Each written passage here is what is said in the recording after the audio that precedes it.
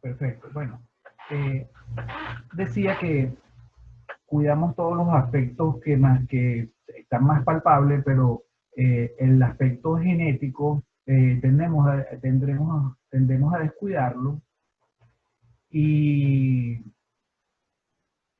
y él está actuando todo el tiempo, para bien o para mal. No deja de actuar.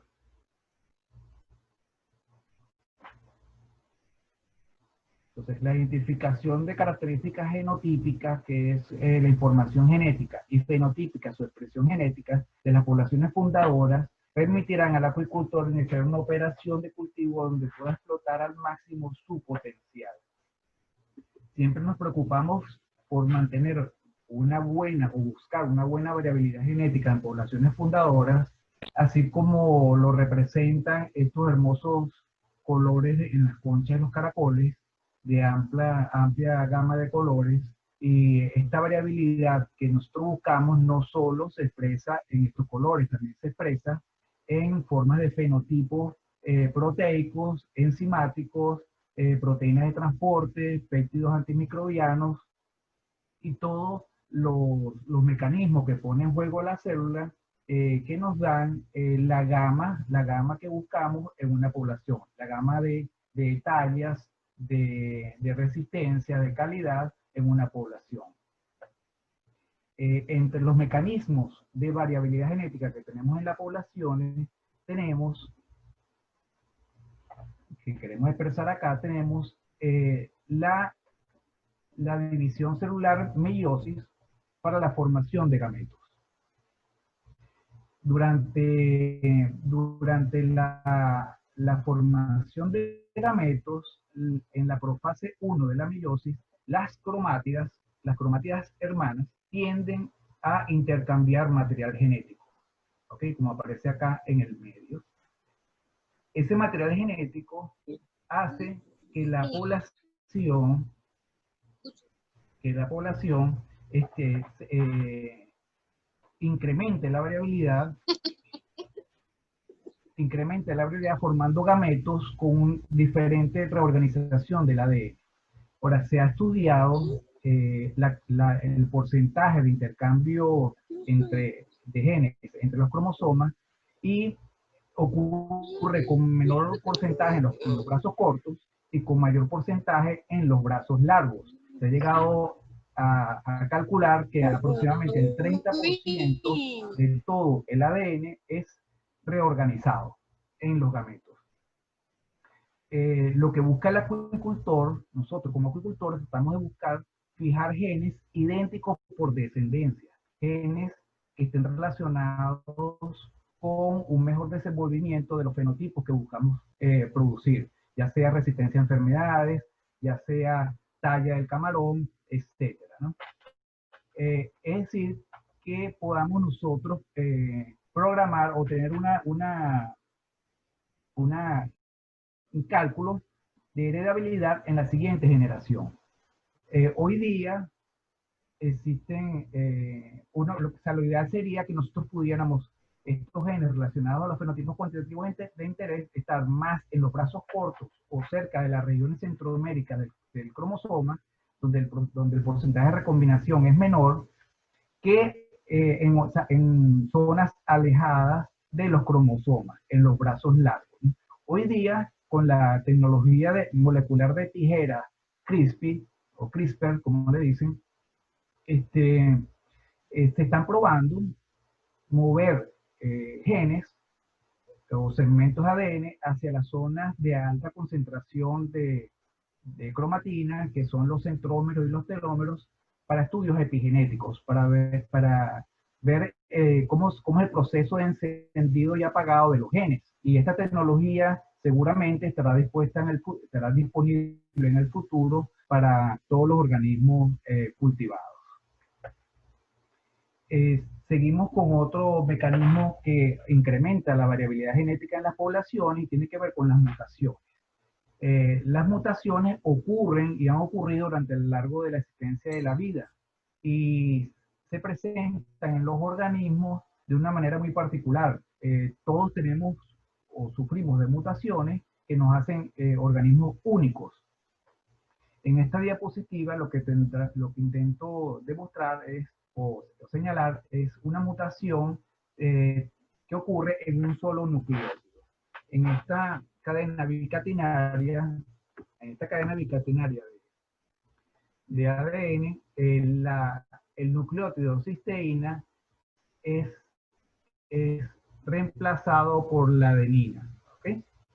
Citosina, perdón. Citosina es reemplazado por la adenina.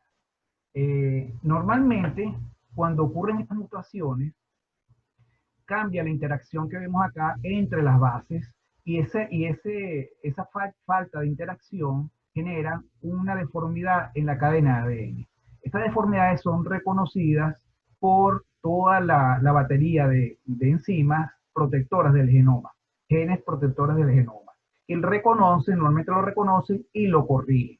Sin embargo, muchas no son corregidas y cuando este tipo de mutación ocurre en una célula germinal, por dar un ejemplo, esta puede pasar a la siguiente generación. Y si la mutación provee una mejoría o una ventaja al organismo en las circunstancias, en el ambiente que se desenvuelve, se va a ir aumentando su frecuencia en las poblaciones futuras. De manera que un polimorfismo de nucleótido simple, como se llaman estos, su sigla en inglés SNP o SNP, se considera SNP solo si alcanza un mínimo de un 10% de la población. Y se han convertido en una herramienta súper poderosa o muy eficiente para los estudios de variabilidad genética en las poblaciones. Fíjense que cuando un nucleótido es sustituido por otro, puede estar reflejando la incorporación de un aminoácido diferente, cambiando la estructura y la función de las proteínas. Entonces, no todas las mutaciones son viables, pero aquellas que sí lo son, tienden a fijarse en la población. Luego tenemos las fuerzas que afectan la variabilidad genética. Tenemos la mutación que acabamos de ver, generación de nuevos alelos en la población, suma al pool de genes de nuestras poblaciones cautivas finitas. Tenemos la deriva génica, que es fijación de alelos y reducción en diversidad por pérdida de alelos debido a los constantes cuellos de botella que son sometidos a esta población. Los cuellos de botella ocurren desde el inicio, porque en una población prácticamente infinita, la reducimos a una población finita, ya sea a nivel de piscinas, a nivel de maduración, a nivel de desoves, y allí podemos tomar el riesgo de perder alelos de la población. También tenemos las mutaciones, las migraciones incorporan buen pool de genes a las poblaciones cautivas, aumentando la reserva de genes de esta población. Y finalmente, y no necesariamente las últimas, la selección. Sobrevivencia diferencial de genotipos puede incrementar o reducir la variabilidad genética. Para poder entender los mecanismos que actúan sobre las poblaciones, con respecto a la genética, debemos conocer o repasar algunos conceptos, o al menos tenerlos claros, para establecer los criterios que podemos utilizar nosotros como productores para mantener nuestras poblaciones sanas e incrementar los rendimientos de cultivo. Entre ellos tenemos la consanguinidad, la deriva génica, homocigosis, heterocigosis, selección familiar e individual y selección asistida por marcadores moleculares. Vamos con la consanguinidad. ¿Por qué debemos cuidarlo con consanguinidad? Aquí tenemos una tabla que lee efecto de la consanguinidad sobre las frecuencias genotípicas y frecuencias alélicas en un locus determinado donde los apareamientos se producen en las poblaciones son al azar. Fíjense, en esta tabla, en pocas generaciones, los organismos homocigotos representados con letra A mayúscula por ser dominantes, y A minúscula con A minúscula por ser recesivo, aumenta su frecuencia de 0,25 o del 25% en la población fundadora a casi 50%, 49,2, luego de 5 generaciones. expensas de la reducción de la frecuencia de los organismos heterocigotos, que prácticamente quedan en menos del 2% en pocas generaciones. ¿Cuál es el problema con la consanguinidad? La consanguinidad, al aumentar los organismos heterocigotos recesivos, que son los que están acá al lado derecho, normalmente estos alelos recesivos son no funcionales o su funcionalidad es limitada y produce incremento, cuando aumenta su frecuencia, produce incremento de animales deformes, animales enfermos, animales que ni siquiera sobreviven al cultivo. De tal manera que cuidar la consanguinidad es evitar el incremento de organismos homocigotos en estado recesivo. Aquí vemos que las frecuencias alélicas no cambian generación tras generación. Es decir, cambian las frecuencias genéticas, pero no las alélicas. Otro concepto que debemos conocer es la deriva génica o pérdida de alelo. Esta es una tabla muy interesante que nos dice lo siguiente. La probabilidad de perder un alelo por vía de deriva génica para 7 frecuencias alélicas y diferentes valores de NE. ¿Qué es NE? Es un valor que refleja el tamaño específico de la población y significa el número de machos, palabras más, palabras menos, el número de machos y hembras que participan como reproductores para generar la población de la F1, la siguiente generación. ¿Cuántos padres participan para generar la siguiente generación? Y aquí tenemos el ejemplo, vámonos con los dos extremos. Un valor NE de 2, esto significa que solamente un macho y una hembra fueron los responsables de generar la siguiente generación. Para frecuencias en la población de un 50%, un 40%, un 30%, un 20%, 10% de la población, 5% y 1% de la población. ¿Qué nos dice la tabla? Que aquellos alelos que están presentes en uno de cada 100 individuos tenemos un 96% de probabilidad de perderlos. Déjenme buscar el cursor que se me perdió. Aquí está. 96% de probabilidad de perder en una sola generación alelos que están en el 1% de la población. 81% de probabilidad de perderlos en aquellos que están en el 5% de la población y el 65% en aquellos que están en el 10% de la población. Si nos descuidamos, perdemos alelos en la población. Vámonos al otro extremo. Un valor de NE de 50, es decir, en el caso de los camarones que son manejados sin inseminación artificial, eso significa que tenemos 25 hembras y 25 machos que participaron en la producción de la siguiente generación, y con un valor de 50 decimos que perdemos solamente, tenemos la probabilidad de perder aquellos alelos presentes en uno de cada 100 de un 39%. Igual es alto para aquellos alelos raros, como el del 1%, pero apenas de 1,1% para aquellos alelos presentes a una frecuencia de 5 de 100 individuos. Entonces, estos conceptos nos van a ayudar a calcular y a proteger la población cuando estamos seleccionando náuplios o larvas o reproductores de piscina, asegurarnos de que los padres que participaron en esto sean de un número elevado. Ahora, tenemos herramientas a la mano para evaluar el estado genético o el estado de la población. Hace unos años, el laboratorio de biología molecular de la Universidad de Oriente, a cargo del doctor Marcos del Mato, invitó a productores de toda Venezuela a un curso sobre evaluación genética de poblaciones. En esa oportunidad, nosotros evaluamos 2 poblaciones no emparentadas en ese curso. Aislamos los tejidos o recolectamos los tejidos, los procesamos, aislamos el ADN, los sometimos a los kits comerciales para evaluar los microsatélites comerciales que íbamos a evaluar, y una vez tenidas las muestras preparadas, las sometimos a una corrida electroforética en gel agarroso. Una vez terminada la corrida electroforética, se sometió el gel a la coloración, al tinte, y luego se tomó una fotografía bajo luz ultravioleta. Y el resultado que obtuvimos fue este.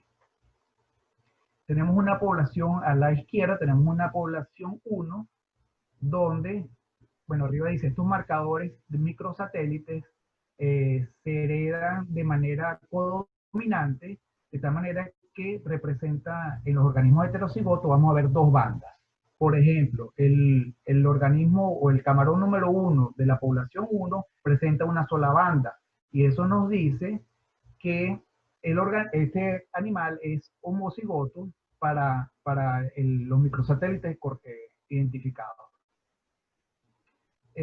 Una sola banda, ¿por qué? Porque la molécula que se corrió tiene la misma carga y el mismo tamaño, entonces va a dar una sola banda.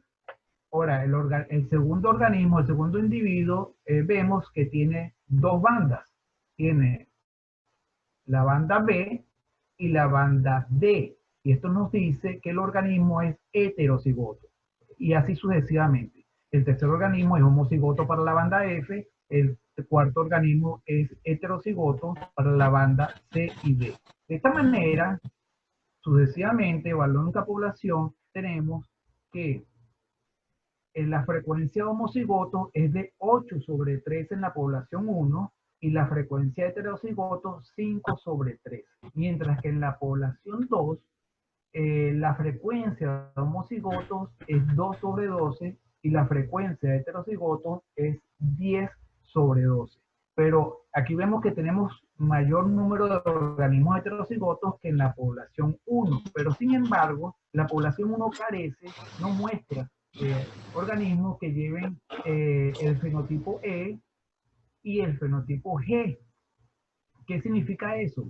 ¿Qué nos dice estos resultados? Que la población 1 sufrió de cuellos de botella intensos y perdió alelos de la población vía deriva génica o vía cuellos de botella. Entonces, esta información es una herramienta importante para evaluar las poblaciones fundadoras y asegurarnos de que arranquemos con buen pie con poblaciones con alta variabilidad genética. Y está a la disposición de los productores. Seguimos y en conclusión, nosotros como productores nos interesa tener en las poblaciones las mayores herramientas moleculares con que el organismo pueda contar, reflejada en esta foto, ya parte mecánica, pero que nos da una idea de que mientras más herramientas moleculares tengamos en las poblaciones podrán corregir cualquier falla que se pueda presentar o sobrevivir a cualquier efecto o cualquier condición extrema del ambiente que hayamos descuidado o que no hayamos podido cuidar.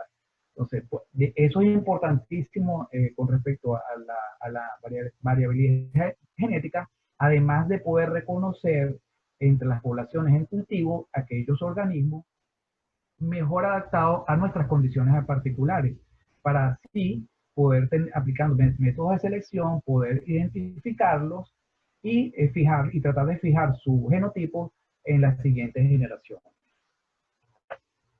Uno de los factores que moldean el fenotipo en las poblaciones, tenemos factores genéticos, que es lo que heredamos, lo que recibimos de nuestros padres, la historia familiar o pedigrí.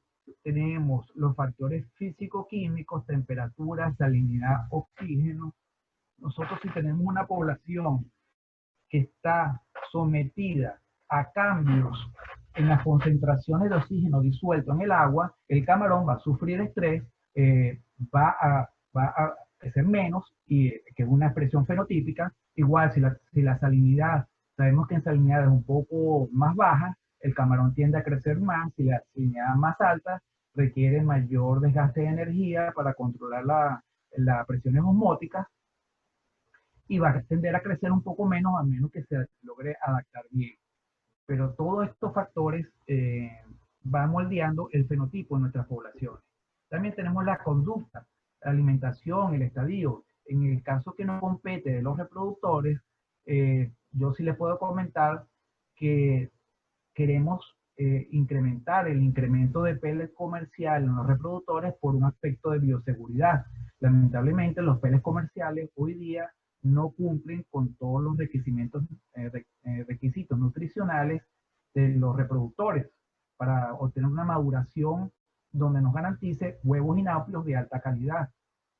Entonces, subalimentar los reproductores con pellets y con calamar, únicamente por dar un ejemplo, porque el calamar es rico en proteínas, la relación ácidos grasos es excelente, pero la cantidad de ácidos grasos y lípidos no terminan de cumplir o cubrir los requerimientos de los reproductores. Por eso necesitamos reforzar la dieta con biomasa de artemia, con poliquetos, tratando de siempre, y con algunos bivalvos, tratando de siempre tener cuidado de la bioseguridad, que los animales no vayan a ser contaminados vía alimentos frescos, que no deja de ser un riesgo. Entonces es recomendable irse con dietas donde el mayor porcentaje posible de alimento pelletizado, pero sin descuidar que se cubran los requerimientos faltantes con las dietas frescas.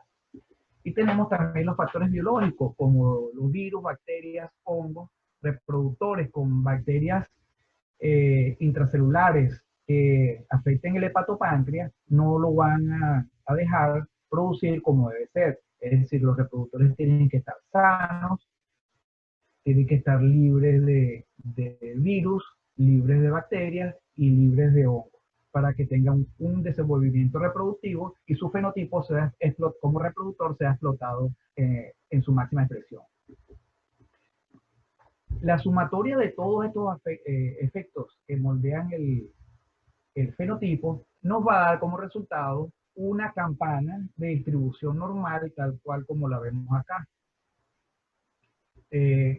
Nosotros como acuicultores nos gustaría, por supuesto, aumentar la selección, la intensidad de selección, y que nuestras poblaciones todas vayan hacia el lado derecho de la curva de la campana, o de la curva de la campana de la distribución de la población. Pero para lograr esto tenemos que incrementar a tal nivel la selección que podríamos caer en problemas de pérdida de alelos y en incremento de la consanguinidad. Sin embargo, los sistemas de selección modernos permiten llevar esta selección intensa con excelentes resultados, cuidando la variabilidad y la pérdida de alelos en la población. Nosotros, ¿qué buscamos como genetistas o como responsables del mejoramiento de las poblaciones? Buscamos identificar y seleccionar estos organismos que están aquí en este semicírculo negro, los que mejor se adaptan a las condiciones de cultivo, los que aprovechan mejor el alimento, los que aprovechan mejor el ambiente que le proveemos, y tratamos de eliminar aquellos organismos deformes, enanos, que nos afectan el rendimiento en el cultivo. Nosotros tenemos aquí les presento una publicación donde se estudió el efecto de la consanguinidad mediante selección masal o selección individual en poblaciones de cultivo de camarones, palabras más, palabras menos, o resumiendo, logramos en pocas generaciones disminuir el porcentaje de deforme, que llegaba casi un 30%, 21%, a apenas 1%. Es decir, los mecanismos de selección fueron evidentes y efectivos para de la población, los organismos deformes. En otra publicación, años después, también con camarones acá del oriente del país, pero ya con la técnica de selección familiar, estudiamos la tasa de crecimiento en estas poblaciones. Y aquí, resumiendo, tuvimos que desde la población fundadora, que mostraba un crecimiento de 0,14 gramos por día, pasamos en la primera generación a 0,17 gramos por día y a 0,19 gramos por día en la segunda. Es decir, claro, estos fueron bajo condiciones muy controladas de alimentación frecuente, recambios de agua adecuado, oxígeno todo el tiempo mantenido sobre los 4 miligramos por litro, y cuidado sanitario. ¿Okay?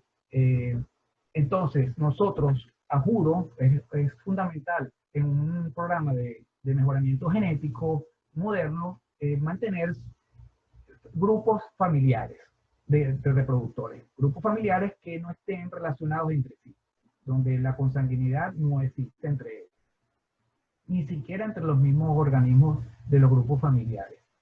Y para ello es indispensable tener las técnicas de identificación familiar.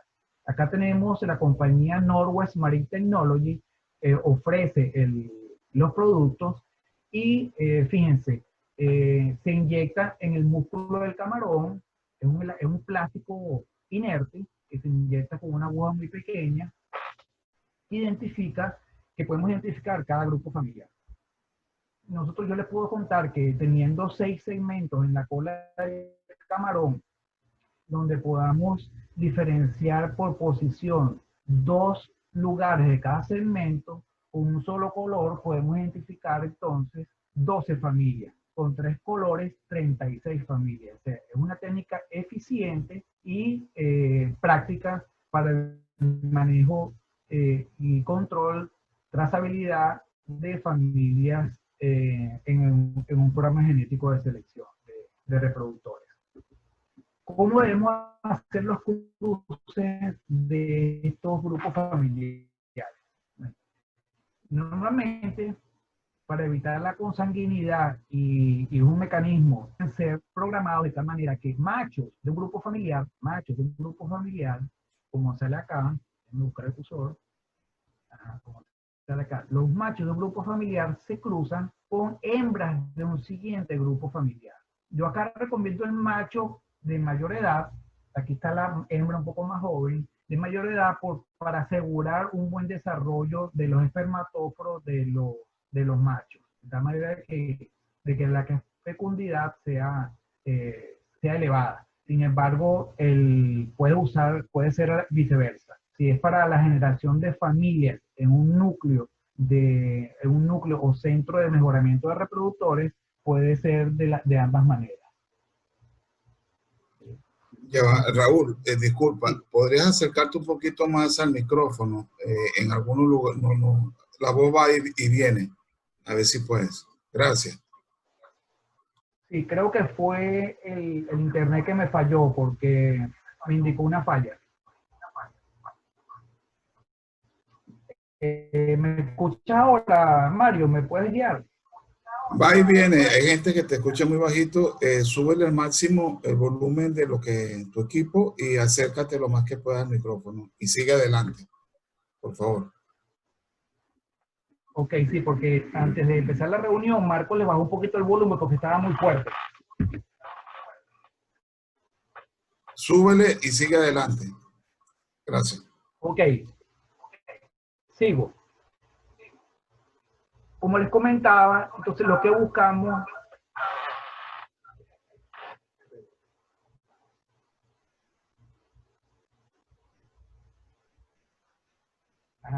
Como les comentaba, buscamos evitar la consanguinidad haciendo cruces entre familias no relacionadas, distintos grupos de reproductores. Esto también es válido para aquellos reproductores que son capturados en piscina.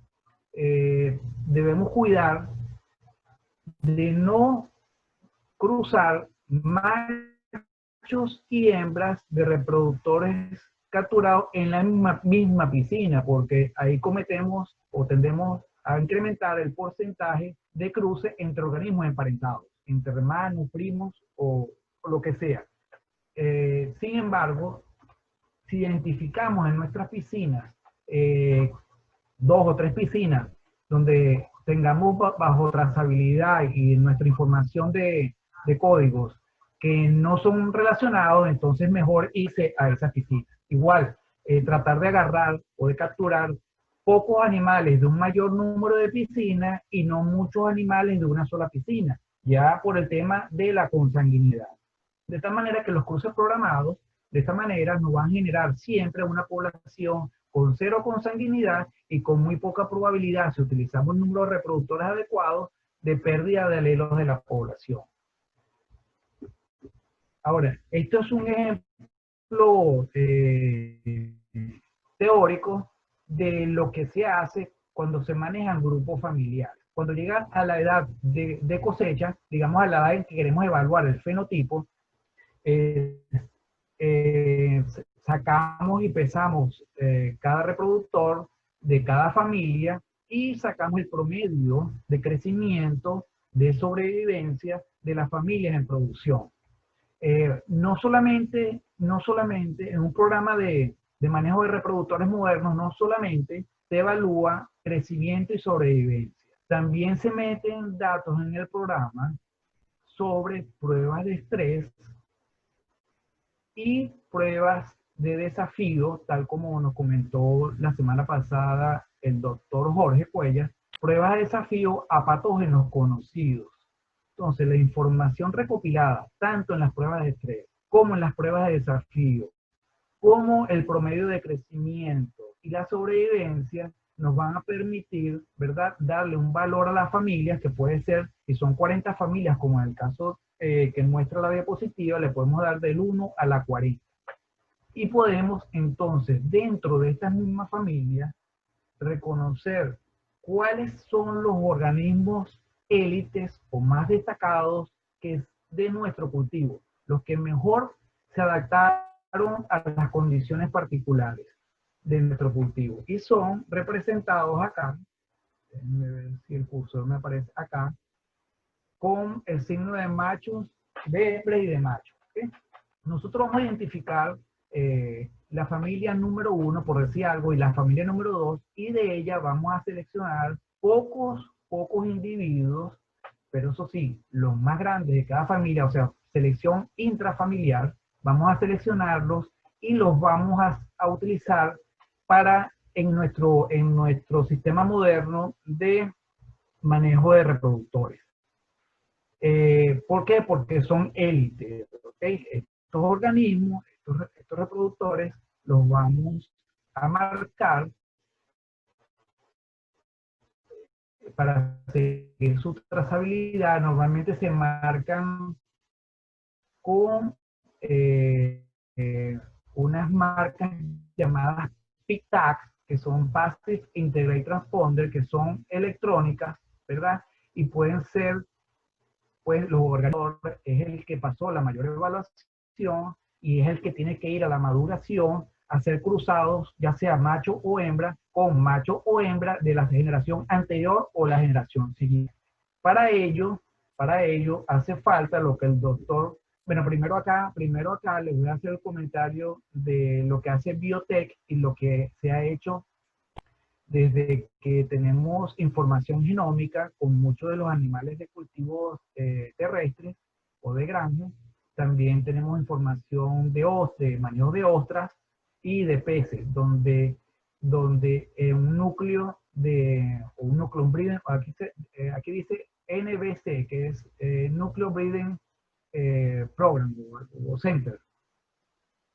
Ellos reconocen, ¿verdad? Déjenme buscar el cursor de nuevo que se me perdió. Ok, ellos dicen acá, ¿verdad? Que poslarvas de 2 familias seleccionadas son enviadas al centro de crecimiento o multiplicador de reproductores para la producción de reproductores, repito la palabra, y luego su cruce para la producción de náuplios y camarones que irán a engorde.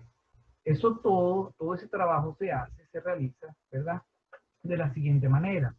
Reproductores de las familias destacadas, machos de la familia tope del grupo familiar 1, se cruzan con la hembra de la familia tope del grupo familiar 2 para generar una familia familia A, por decir algo, puede ser familia, la que ustedes quieran mencionar, puede ser familia 1, 2, 3 o 4, pero aquí para no confundir con los grupos familiares, ¿no? Luego, machos del grupo familiar 2 son cruzados con hembras del grupo familiar 3 para generar la familia B, y así sucesivamente. Estas son familias élites. Y se cruzan tal cual como lo explicamos en la diapositiva anterior, para producir poslarvas de un primer trimestre de producción, luego poslarvas para un segundo trimestre, para un tercer trimestre y un cuarto trimestre, de tal manera que cubramos todo el año enviando náuplios o poslarvas élites a engorde.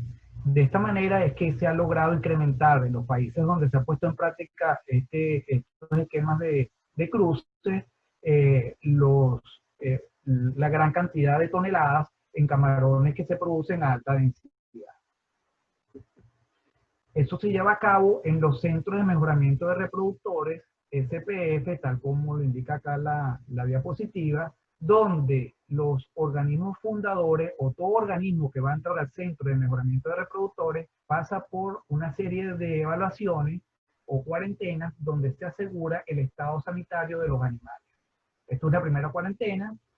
Una segunda cuarentena, se garantiza el estatus SPF y luego pasan a la maduración. En la maduración aquí se representan dos tipos de tanques de maduración, los rectangulares, como hay muchos en Occidente, y los cilíndricos, como hay también en otras operaciones, tanto en Occidente como en Oriente. En los rectangulares largos se lleva el cruce o el control de los grupos familiares, porque los grupos familiares todo el tiempo se están generando. Los grupos familiares con los cruces tal cual como se planteó. Y en los tanques redondos se lleva la reproducción de las familias élites. Estas van a desoves individuales en las áreas de desove, luego van a la eclosión y luego de manera familiar van a una larvicultura que cuenta con numerosos tanques de 1 tonelada, donde se lleva la larvicultura de cada familia, porque toda la trazabilidad de cada familia se lleva, tanto de los grupos familiares como de las familias élites.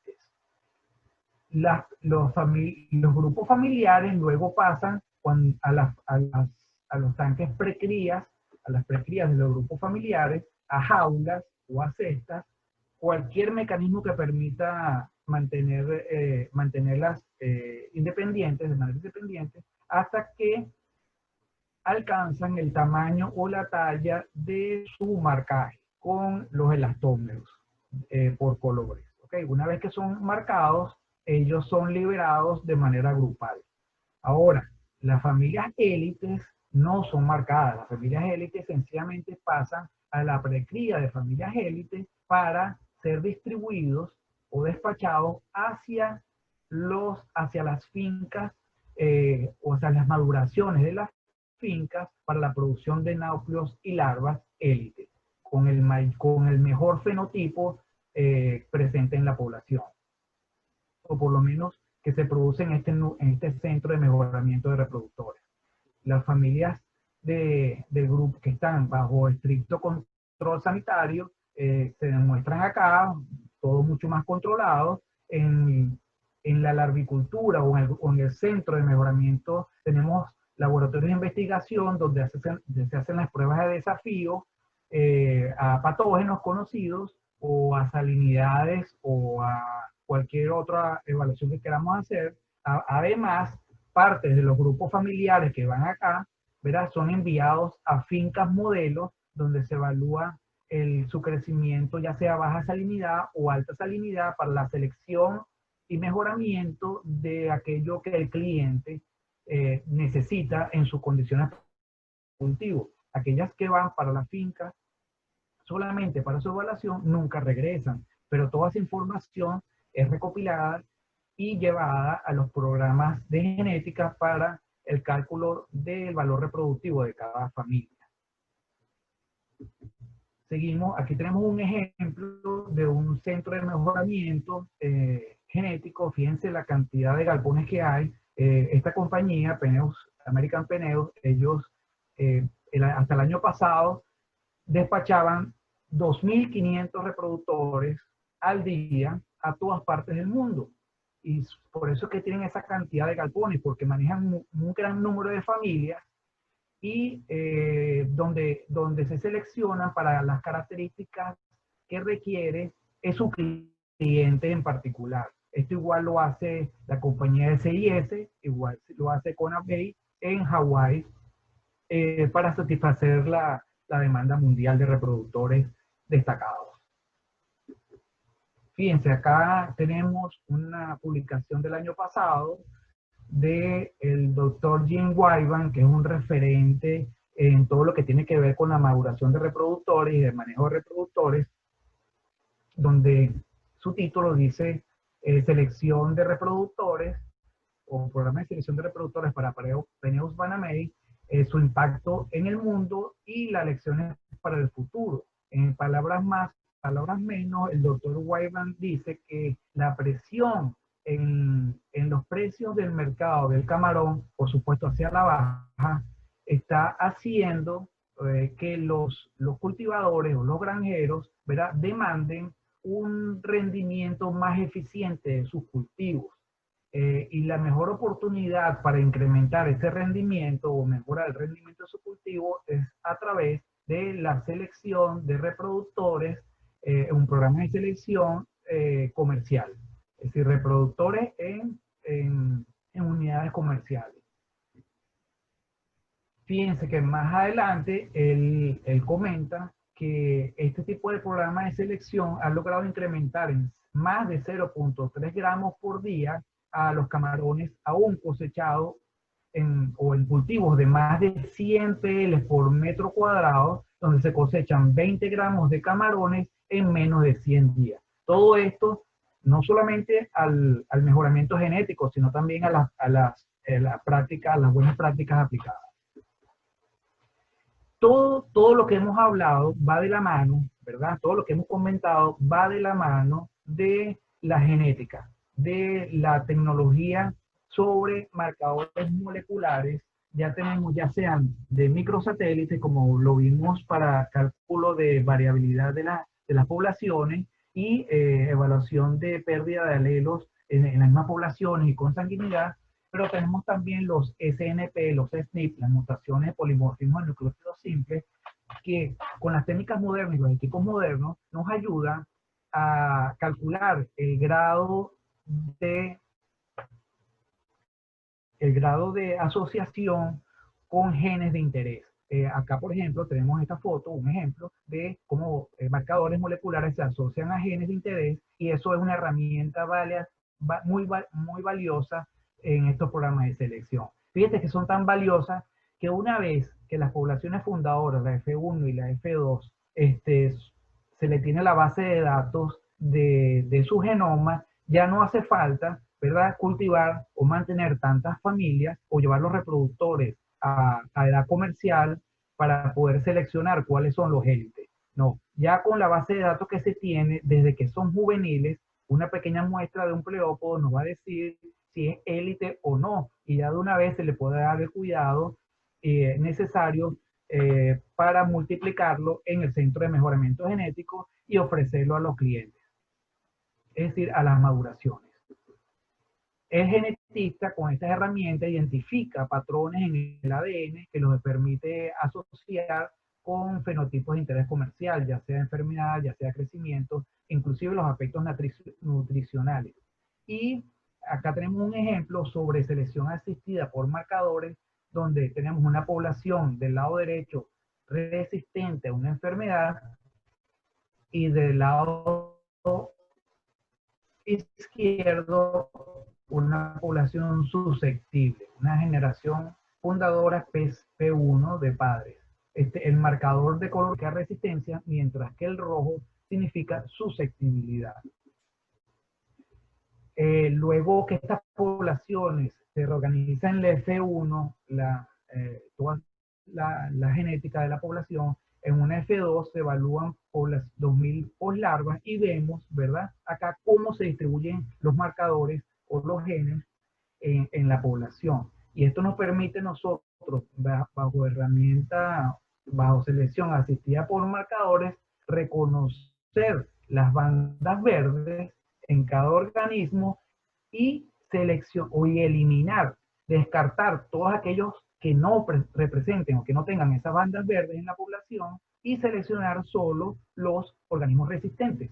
Todo con la selección asistida por marcadores. Estos marcadores de una sola característica, para una sola característica fenotípica, nos permiten eliminar hasta 75% de genotipos indeseables. Para dos características nos permiten identificar y eliminar hasta el 94% de los organismos indeseables.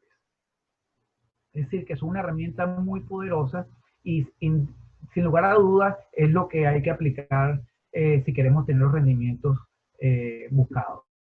Fíjense, en el genoma, marcadores en el ADN o la asociación la asociación con fenotipos de interés comercial en el ADN, mientras más marcadores tenemos identificados, mejor va a ser el grado de asociación. De tal manera que para un solo marcador podemos tener un 95% de probabilidad de predicción y para dos marcadores vamos a tener un 99,5% de grado de asociación con los fenotipos de interés en nuestro cultivo. ¿Qué significa eso? Que vamos a representarlo aquí en una gráfica, que si tenemos pocos marcadores, en este caso poca asistencia de luz, nos va a ser más difícil evaluar y conseguir un gen relacionado con el fenotipo de interés comercial para conseguir este gen. Y si usamos múltiples marcadores que se reflejan en múltiples lámparas en esta diapositiva, nos va a permitir entonces encontrar ese gen con mayor facilidad. Para el 2013, fíjense cómo mejoró en el cultivo de cerdos mediante selección genómica. Se logró incrementar desde el 2013 a más de un 35% los rendimientos en el cultivo que con la selección tradicional. Es decir, que ha sido un brinco importante en la producción animal de estos organismos. Por otro lado, tenemos nosotros esta referencia, esta diapositiva, que se trata de la búsqueda de genes asociados al crecimiento en camarones. Manhattan Plot para la longitud corporal de camarones blancos, Peneus banamei, genotipiando 650 individuos para 6.149 marcadores de polimorfismo sencillo. Y el eje Y representa, o la muestra del porcentaje de la varianza genética explicada para cada SNP. Y se encontró que SNPs de genes de la proteína quinasa C, que tiene que ver con el metabolismo de los lípidos, tipo delta, y la proteína relacionada con la RAS-RAP2, que está asociada al sistema nervioso, se asociaron significativamente con el rasgo de crecimiento de Peneus banamei. De tal manera que acá, en en el cromosoma 7, se consiguieron bastantes marcadores asociados al crecimiento, en el cromosoma 8 también, así sucesivamente, menos en el cromosoma 12, algo más en el cromosoma 17, 18, y así sucesivamente. Mientras que en el resto de los cromosomas, de los asociados a los bajos crecimientos, ¿verdad? Tenemos otro tipo de marcadores. Aquí quise expresar con el grosor de la fecha cuáles tenían mayor impacto en la longitud corporal de estos camarones. De tal manera, y para finalizar, tenemos a la mano la tecnología de microchip o de genotipado de nuestros camarones mediante microarreglos de chip comerciales para identificación de polimorfismos de nucleótidos simples que nos dan una gran información sobre las poblaciones, identificando no solamente la variabilidad genética en las poblaciones, sino identificando aquellos genes relacionados con los genotipos de interés comercial. Y últimamente también estamos viendo en publicaciones el desarrollo de microarreglos o hibridación de transcriptos. Transcriptos tiene que ver con la respuesta del genoma en producción de ARN mensajeros para todo el metabolismo celular. Y su expresión o su sobreexpresión y su subexpresión dependiendo de las condiciones en que se encuentra. Y está siendo una herramienta importante en el área de la nutrición, ya que se pueden evaluar dietas con productos menos costosos y ver cuál es la respuesta del organismo en su etapa metabólica. Si requiere o no mayor lípidos, o si tiene suficientes lípidos, vamos a ver una respuesta, una sobreexpresión de los genes. Si tiene pocos lípidos, vamos a ver una inhibición en la respuesta de los genes o una subexpresión. Esto es una tecnología que utiliza colores, es una tecnología colorimétrica que dependiendo de la coloración que expresa, se va a ver si, que se ve en el ensayo, se va a ver si el gen está sobreexpresado o subexpresado. Yo he tenido la oportunidad de intercambiar bibliografía con ustedes a través de WhatsApp, donde vemos esta tecnología ya puesta en práctica en todo lo que son aspectos de nutrición. Bueno, con esto termino, agradeciendo la atención prestada y agradeciendo sobre todo al doctor Marcos Donato y a Mario Aguirre, a la plataforma Zoom y a la extraordinaria audiencia por la paciencia que tuvieron con mi internet. Y ha sido un gran placer haber compartido esta charla.